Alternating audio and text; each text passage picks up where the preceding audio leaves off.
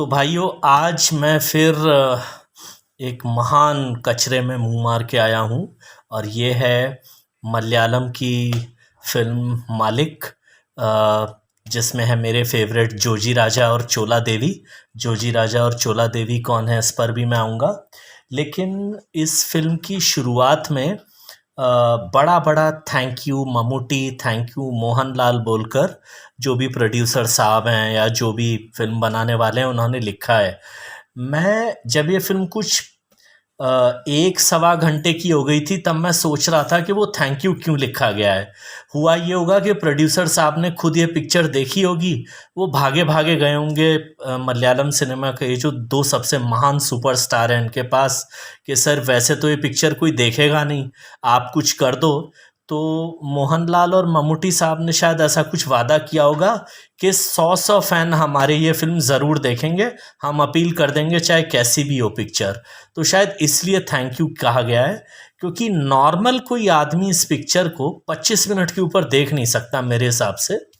इस फिल्म को देखने का एक तरीका बस ये है कि आप किसी मजबूत दीवार के पास बैठ जाएं और अपनी खोपड़ी पे भरोसा रखें, और जैसे ही फिल्म शुरू हो अपनी खोपड़ी दीवार में दे मारें। आप आधे घंटे बेहोश रहेंगे, आधे घंटे बाद आपको होश आएगा, पिक्चर आधे घंटे की निकल चुकी होगी, फिर अपनी खोपड़ी दे मारें। अब आप ये समझ लीजिए कि 2 घंटे 40 मिनट की पिक्चर है, तो 160 मिनट के आप हिसाब से कम 5 बार अपनी खोपड़ी दीवार में मारनी होगी। ये इस फिल्म की क्वालिटी के बारे में मेरे कुछ इनिशियल कमेंट्स हैं।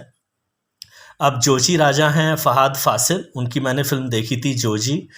बड़े महान एक्टर हैं, अच्छे एक्टर हैं, लेकिन एक्टिंग जानते हैं। इसके अलावा मुझे नहीं लगता कि वो स्क्रीन प्ले पढ़ते हैं या उन्हें इससे कोई फ़र्क पड़ता है कि डायरेक्टर कौन है, वो अपनी एक्टिंग करके निकल जाते हैं। बाकी 12 मिनट की कहानी को अगर किसी डायरेक्टर ने 2 घंटे 40 मिनट खींचा है, इससे उन्हें कोई फ़र्क नहीं पड़ता। और चोला देवी हैं अपनी एक निमिषा नाम की एक्ट्रेस हैं मलयालम की, बहुत अच्छी एक्ट्रेस हैं वो भी, ये मैं सही दिल से कह रहा हूँ कि अच्छी एक्टिंग करती हैं। लेकिन उनकी मैंने फिल्म देखी थी चोला, वो भी भयानक भयानक लेवल का टॉर्चर थी वो। और उसी फिल्म के एक जोजू जॉर्ज भी इस फिल्म में भी हैं।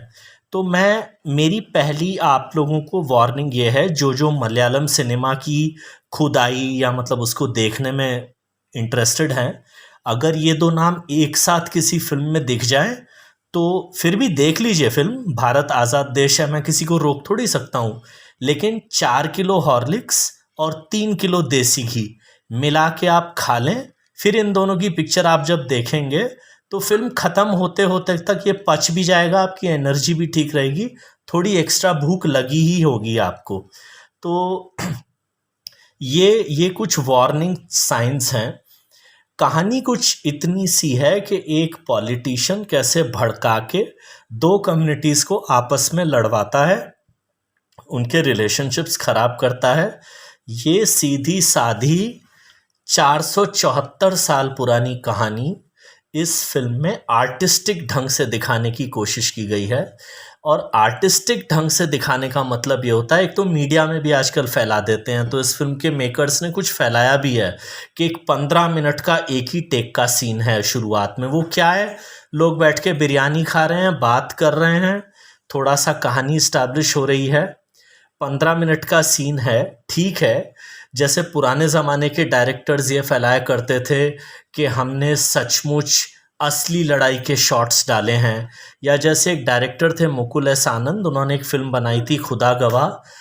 काफ़ी लोगों को वो फिल्म अच्छी लगी थी, काफ़ी लोगों को वो फिल्म महाबकवास और महा बोरिंग लगी थी उस ज़माने में। तो मुकुल एस आनंद ने मीडिया में पब्लिसिटी करवाई थी कि मैंने अफ़गानिस्तान में असली बुज़कशी के सीन्स की फ़ोटोग्राफी या शूटिंग की है, और जो अफ़गानिस्तान के एक महान लीडर थे, उन्होंने अमिताभ बच्चन को आके अपना एक फ़ेवरेट घोड़ा गिफ्ट में दिया, और ये और वो। देखिए, इस सब बकवास से फिल्म की एक्चुअल क्वालिटी को कोई फ़र्क नहीं पड़ता है। ऑडियंस एक अच्छी फिल्म देखना चाहती है, तो आपने अगर 15 मिनट या 474 मिनट का एक टेक दिया है, अच्छे से किया है, ऑडियंस ये सब देखने नहीं आती, ऑडियंस एक स्टोरी देखने आती है। और इस फिल्म का जो स्क्रीन प्ले है वो 18 मिनट की किसी शॉर्ट फिल्म का स्क्रीन प्ले था, जिसे 2 घंटे 40 मिनट तक खींचा गया। अब एक्टर चाहे कितने भी अच्छे हों, सिनेमाटोग्राफी चाहे कितनी भी अच्छी हो, फिल्म उसके बाद सिर्फ बकवास और बोरिंग ही बन सकती है, ठीक है ना। अब और मैं इस फिल्म के बारे में क्या कह सकता हूँ, एक बात ये भी कही जा सकती है कि इस फिल्म के जो डायरेक्टर साहब हैं वो बाकी तो जो हैं सो हैं, वो साउंड के भी साइंटिस्ट हैं। एक सीन में दिखाया गया है कि अगर आप सेल फोन पे बात कर रहे हो और पर्दा खींच दो तो पर्दे के आर पार आवाज़ नहीं जाएगी भाई साहब। ये मैंने लाइफ में पहली बार, मतलब मनमोहन देसाई भी फेंकते थे, आज के डायरेक्टर भी फेंकते हैं। फेंकिज़म के शहंशाह सलमान खान की फिल्में भी फेंकूपना होता है, लेकिन पर्दा खींच देने से आवाज़ सुनाई देनी बंद हो जाएगी। भाई ये चमत्कार मैंने पहली बार देखा, और ये intellectual film bye intellectual director है। और भी ज़्यादा मैं क्या बड़बड़ाऊँ इस फिल्म के बारे में। एक ही बस अच्छी चीज़ थी कि 55 मिनट के आसपास एक सीन आया जहाँ पे ये सब लोग, जब इनकी पहली स्मगलिंग सक्सेस हो जाती है तो किसी बार बार टाइप में जाते हैं और वहाँ सफ़ेद ड्रेस में काली बिजली डांस करने आ जाती है। वो अकेला इस फिल्म का थोड़े बहुत देखने लायक सीन था। कोई बड़ी अच्छी सी बच्ची इन्होंने पकड़ के, मतलब she came and it's a dance scene whatever, पर वो बेचारी अकेली, थोड़ा सा लगा कि कुछ देखने लायक था इस फिल्म में। बाकी और मैं क्या कहूँ कि मतलब ये जो अमेज़न प्राइम वगैरह ओटीटी कंटेंट जो इतना पब्लिसाइज करके ऐसी फिल्म डालते हैं, भाई थोड़ा तो क्वालिटी टेस्टिंग कर लो, या थोड़ी तो ईमानदारी दिखा दो यार, एक स्टिकर लगा दो कि अपने खतरे पे देखें। तो मेरी तरफ से इस मालिक नाम के महान टॉर्चर को, जिसको मैं झेल के आया हूँ, 0 स्टार। आप में से जो भी लोग मेरी तरह से हिंदी बोलते हैं और मलयालम फिल्में देखना चाहते हैं, ऐसी फिल्मों से शुरुआत न करें। दृश्यम देखें, मोहनलाल मम्मूटी के थ्रिलर्स देखें, मालिक से दूर रहें।